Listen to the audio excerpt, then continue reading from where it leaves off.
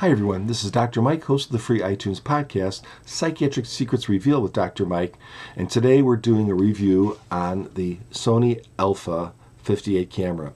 This camera replaces both the Sony A37 and the Sony A57 cameras. It's really a camera unto itself. I don't think it's a downgrade or an upgrade. It's just a replacement.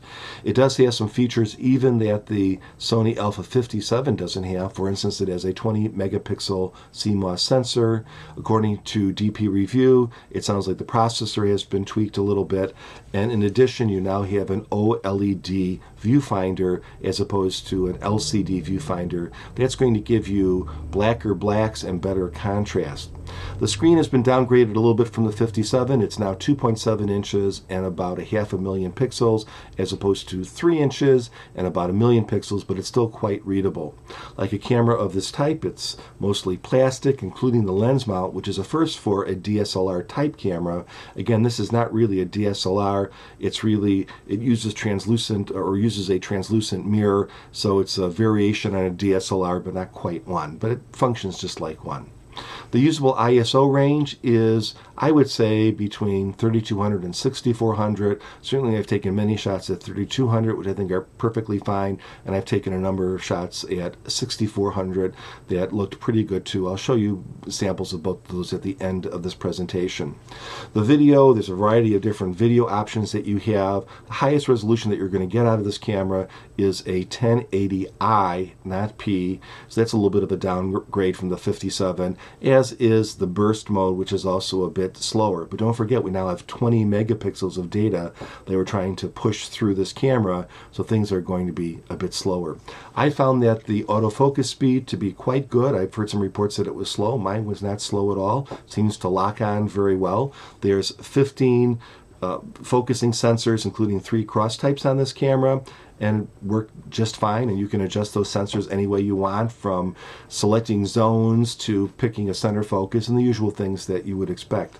Since this is a Sony camera, it also has a lot of really nice features that not only the beginning user would like, but also experienced users like myself.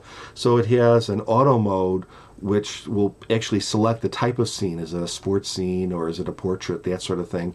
And a superior auto mode, where it will usually take a burst of several shots and then combine those together to produce a clearer and less noise type of photograph. It has panorama and plus a bunch of fun effects like selective color and all those sorts of things you kind of expect from cameras nowadays. But with that said, it's fully manual, so you can adjust things to your heart's content. And speaking of manual, we now have a regular hot shoe on this camera, so you can use manual flashes with this camera without any problems. Now there is a tweak that you have to do in the menu, and you can see where's my finger? You can see a video right there that will guide you to the simple steps you need to take in the menu. And speaking of the menu, it's reasonably clear. I think it's not quite as good as Pentax menus, but it's better than Nikon menus. Usually, even though I'm principally a Nikon shooter, when it comes to certain things, I still have to look them up because I forget. It's such a convoluted and messy menu. This is in between that type of menu and Pentax, which has really just a elegantly beautiful, simple, wonderful menu. So the menu is good too. So I think basically you have a very high quality camera, and the great thing is that this comes in at a price point of around $450. For roughly about $100 more, you can get a kit that has even more great stuff in it. So the kit will come with this 18 to 55 millimeter lens. It will also come with this 55 to 200 millimeter lens, and it also will come with this kind of flash. Now this flash actually works quite well. It's a low powered flash, really mostly there for bounce flashes and things like that, but it's incredibly cheaply made, and it really is a disappointment to see the Sony brand on it. How cheaply made? See that? Can you see this? It's fallen off. This flash was used less than 2 days, and it's completely broken, and it was not abused in any way. And the reason that it's broken is because the way that you turn the flash on is you rotate it up, right?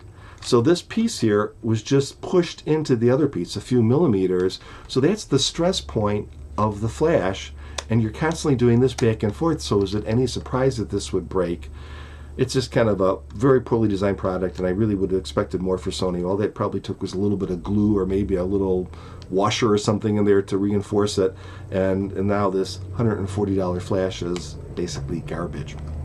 So let's take a look at some pictures, and we're going to look at mostly just the standard lens and also some from the telephoto lens. These pictures have been tweaked a bit in aperture. Why, you might say? Because that's kind of what I do, and these are real photos from a real guy who takes real pictures. So let's take a look at them, and you'll probably get a better idea if you want to buy this camera, which I think is an outstanding value and a really excellent camera.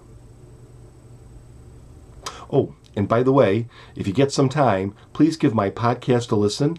It's called Psychiatric Secrets Revealed with Dr. Mike. It's on iTunes and other podcatching sites. Okay, let's go to the pictures now.